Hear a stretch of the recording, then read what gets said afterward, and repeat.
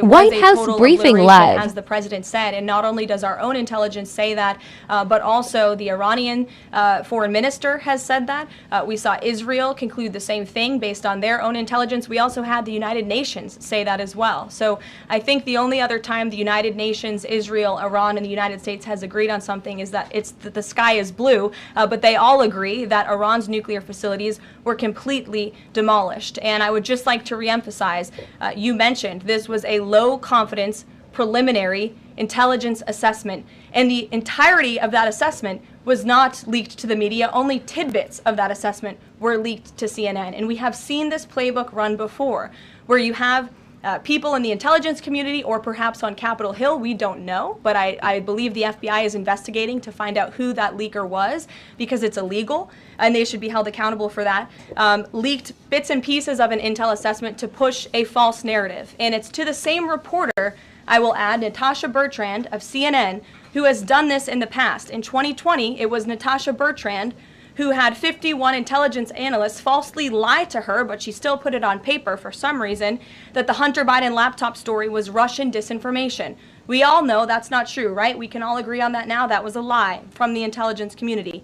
Also in 2020, this same reporter, Natasha Bertrand, wrote that a top intel agency ruled out the man-made lab leak theory of the coronavirus origins. Again, the president was right about that.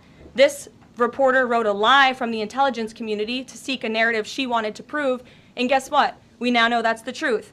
Also, in 2024, Bertrand pushed the suckers and losers hoax. She also pushed the fine people hoax, which was taking the president's words purposely out of context. And then last October, and I believe this is notable, Natasha Bertrand published an article in Politico from the intelligence agency. She said that John Ratcliffe was speaking without any evidence when he said Iran was attempting to undermine President Trump's presidential campaign.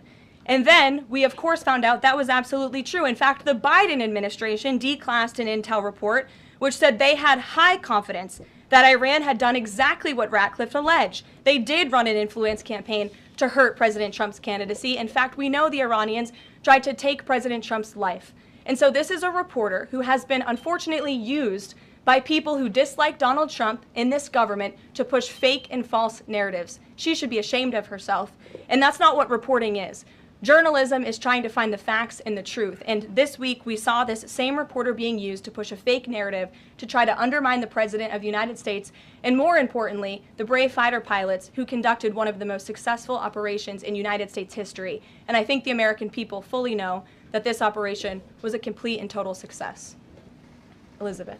Thank you, Caroline. The Miami Herald recently published a story saying the Trump administration was targeting migrant foster children. The Trump administration has denounced this as false. Could you clarify the Trump administration's position on protecting migrant children, particularly the 300,000 lost under the Biden administration? Yes, I saw that Miami Herald article yesterday, and I was aghast at the headline. It's egregious to accuse this administration of trying to target foster children. That is not at all what is happening at the Department of Homeland Security.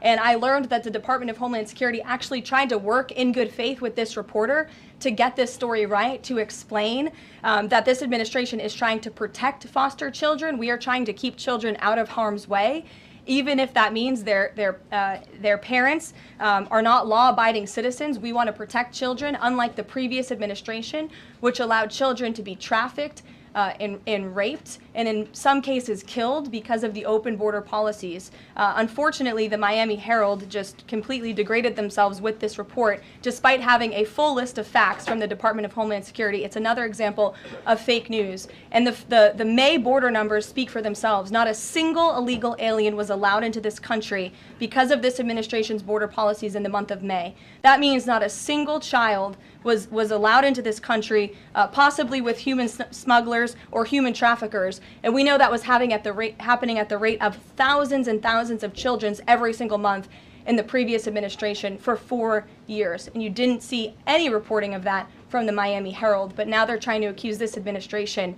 And we tried to give them the facts, and they refused to report them. So thank you for bringing that report to light. Aisha. Good to see you again. You too.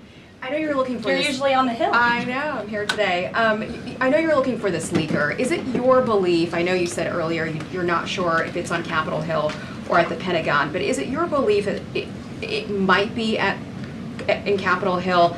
And how confident are you that you'll find this leaker? Well, I'm not personally looking for the leaker. The FBI is looking for the leaker, so you'll have to ask them in the Department of Justice in terms of this investigation. But leaking top secret classified intelligence is a crime, and people need to be held accountable for that crime. And then can I just ask